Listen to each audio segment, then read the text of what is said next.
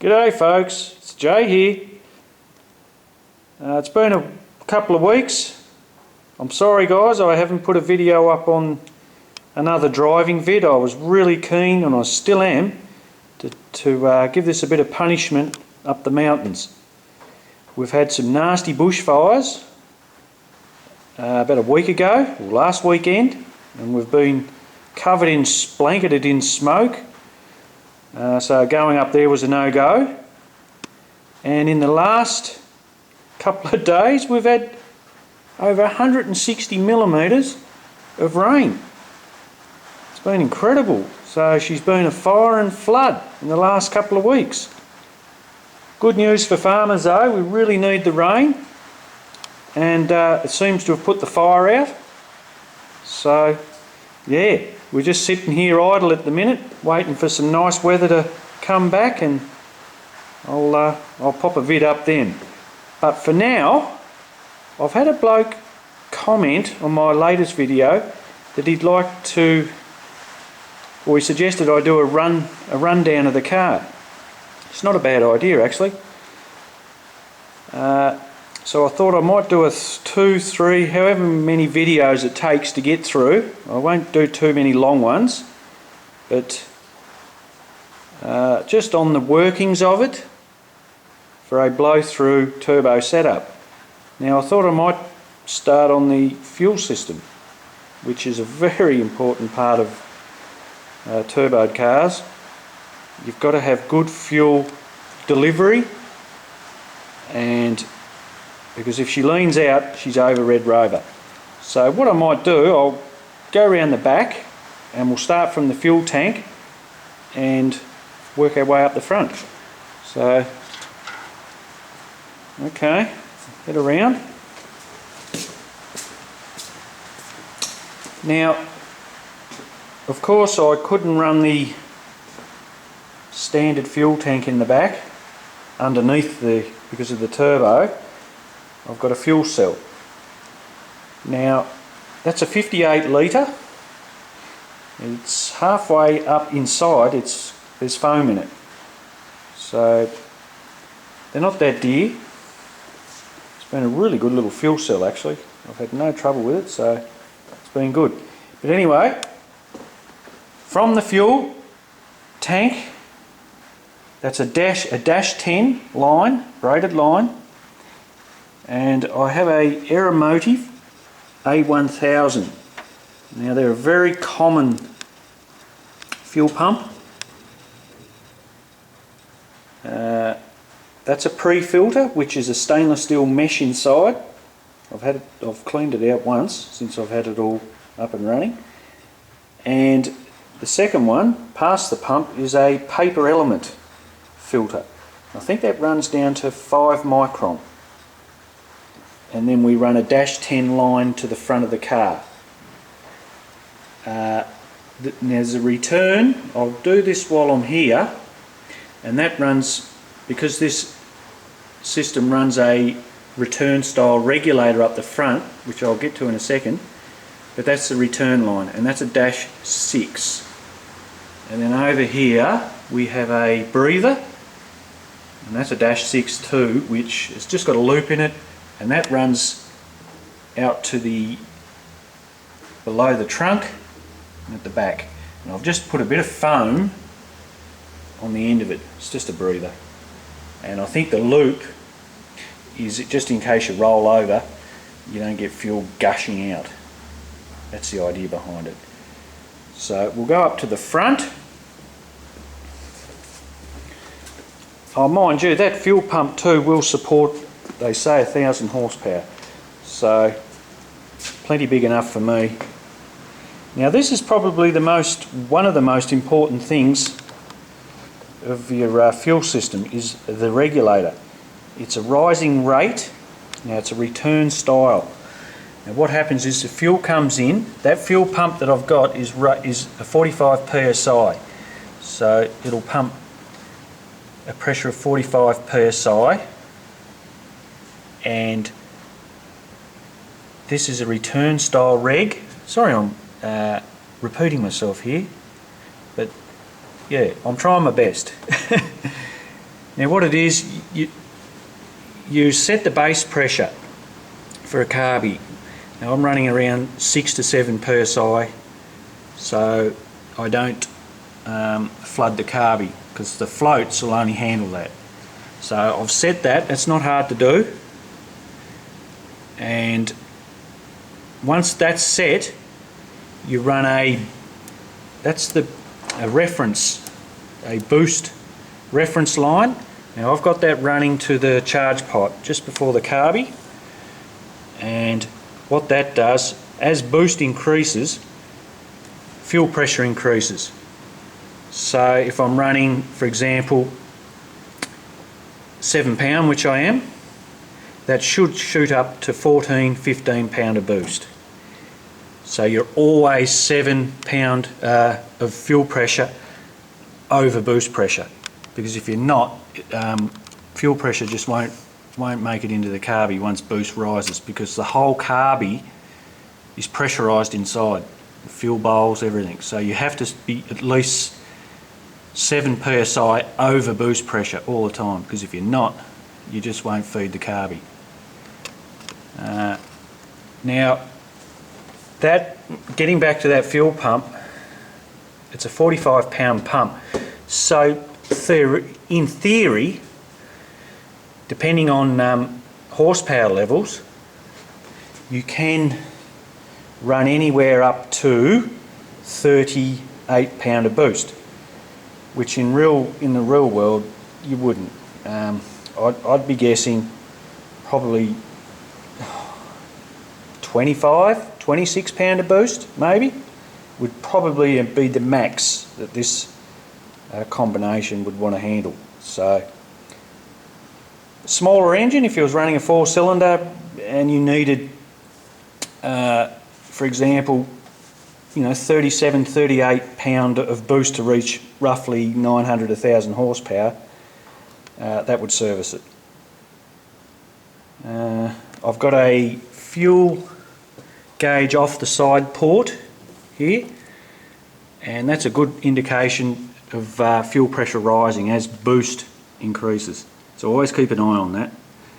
I remember when I first had the small turbo on it, and for some reason when I switched over to the bigger turbo, the fuel, and I've talked about it in my other videos, the fuel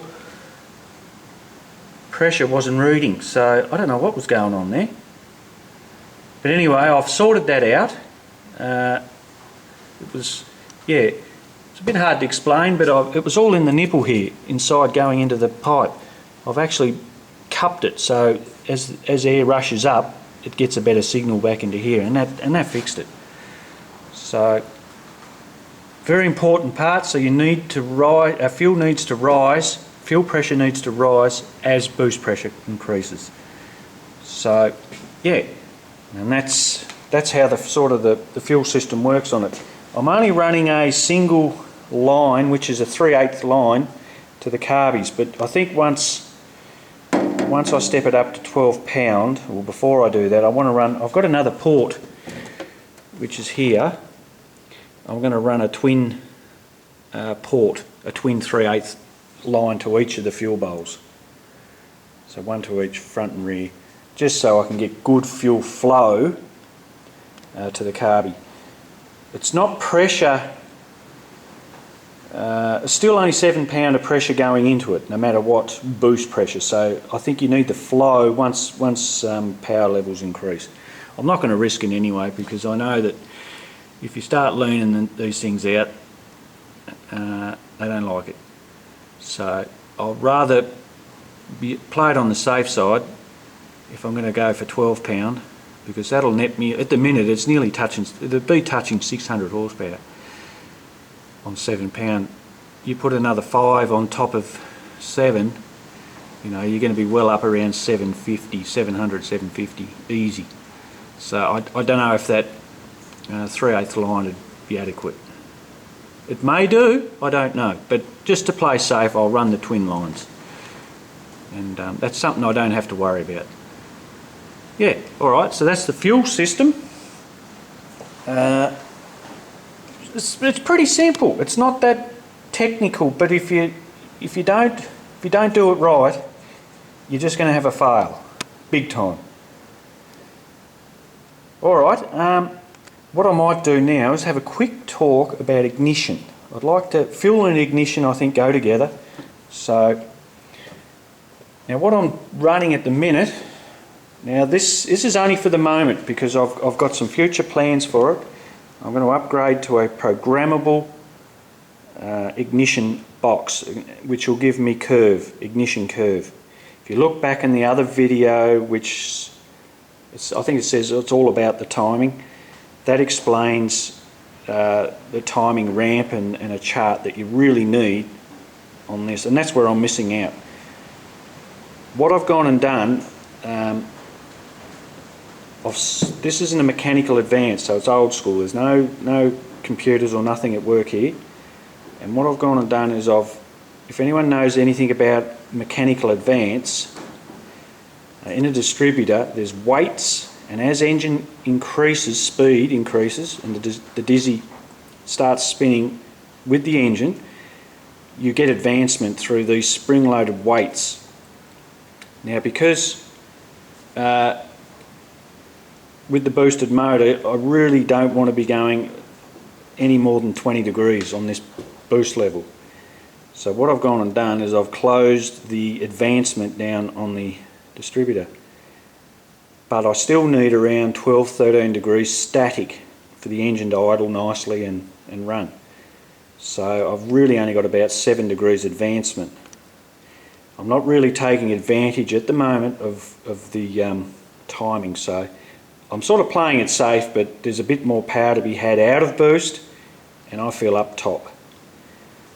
But what I'm running is an MSD6AL, which is it's a high intensity ignition system. I've done away with the points inside the distributor, so I'm running, they call it an optical eye. It's like a sensor, and I've got a disc sitting on the rotor button, so it's on the rotor, and as it spins it's got 8 slots in it, and this optical eye senses the gap between each on the disc, and that's the firing order, and it triggers a signal to the box. So that's it, you don't have to touch it, there's no points. It's a good little system actually. A friend of mine years ago gave it to me. It's only a really simple little setup, but it works really well. But I'll stick with that, but I want to go down the road of this programmable ignition curve. I'll give you a quick look at the ignition box. That's the coil. That has made an incredible difference because I was running just the old oil-filled stock coil. This is a little SS blaster. The thing just seems to run really clean now, getting really good spark. Because that's the key to this too, with boosted engines. You've got to have a really solid spark, and if you don't get that, you'll just blow the bloody spark out. I think 7 pound was the limit on a standard ignition system. I've run a 3 to 4, 3 plugs colder than a standard that I was running in there. So I ran an NGK, I think it's a 7. It's not over cold, but it's a reasonably cold plug. I think as the numbers increase, it gets colder. I think they even make up to a 10 or 11. Don't quote me on that. I can't quite remember, but I'm sure that it's as number increases, the colder the plug. What it does, it basically, in a quick term, a cold plug will run colder. You don't want a hot plug that's with incredible cylinder temperatures in anything that's boosted, with high compression or boosted application, because what happens is that the thing will start to glow, and around the tips where the little earth, they can actually run a bit hot, and then they can pre-ignition. So you've sort of got to go for a colder plug. When you look at a hotter plug versus a colder plug, a colder one's a little bit shorter and the idea is they dissipate heat a lot quicker. So a hotter plug's good for low compression, sort of standard form, where you want a nice, good hot plug to burn all that fuel. But as compression ratios and boost increases inside an engine, you've got to go back the other way. So it's just to save unwanted ignition, firing, just in case you start on a hot plug burning the tips, and then all of a sudden you've got pre-ignition and uncontrolled burn. So it's no good, that. But I'll just give you a quick show of the 6AL. I don't know if it'll pick it up in under here. I haven't got the torch. Oh yeah, just not really. Sorry guys, trying my best here. No, it's too dark. Oh, there it is. It's a bit dark. That's got a boost, not a boost, a rev limiter built into it, which is really handy. Up in 500 increments. It's a digital one too. The earlier ones were analog. This is the new version. So they've got the rev limiting capabilities every 100 revs, and you can set it. So I think I've got that set at 5.5, which I need to shift. So that's my next little job too. It's an awkward little job to do, because the way I've mounted the box in under there like that, I need to get a mirror and sort of, do it from there. It's not easy. But yeah, that's the system at the minute. It's pretty straightforward. This is a quick fuel carburetor, 650. I haven't really done anything to it. I've only played around jetting. I've gone up probably 2 sizes over standard. When I first put it in, it was fine on that small turbo, but since I put this bigger turbo on it, it did run a little bit leaner. I haven't really played with the idling or the mixtures or anything at the minute. It's all pretty much just left how it was. And I think I've gone up 2 sizes in the back and only 1 in the front. And it's been a ripper carby. I did have a little bit of crap in it there one time. I had a sticky float. I don't know whether it was from mucking around with the fuel lines, something got into it and I had a sticky float, but other than that it's just been brilliant. I bought these 2.5 years ago, the fuel pump, the carby and the reg from the States, when the dollar at the time was about $1.15, I think, Australian. So I was very lucky in that sense, so I did save myself a few dollars. I mean, they're not cheap to buy. I think now these carbies are a bit over $1,000. I think the fuel pump, they're getting up around $800–900, and the little reg I think about $350, something like that. And the fuel lines, it's not a cheap setup, but if you're in it for the long haul and you want to keep your car and you don't want issues with it, I think you've got to do it right the first time. So that's just my opinion, and it comes down to common sense really. If a lot of people I know a lot of people that have got burnt, ruined good motors because of not having a good fuel system. It's critical. So that's my tip. And I hope that shed a bit of light onto anyone that's sort of half keen on it and just wants to learn up on all this sort of stuff. I'm still learning, guys, every day. Always learn something new, always picking up little tips along the way. So I'm not an expert on all this. I'm still quite new at it.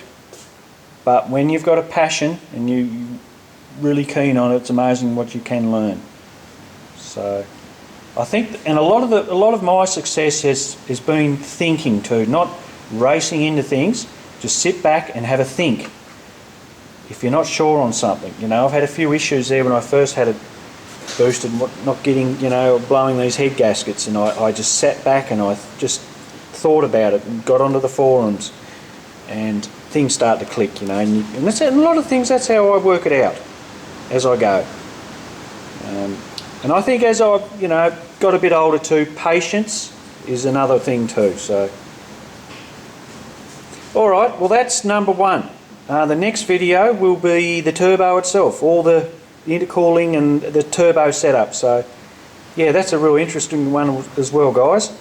I mean, what I'm saying is with the rear mount can be the same thing for a front mount. I'll explain, if I remember it, slight differences front versus rear.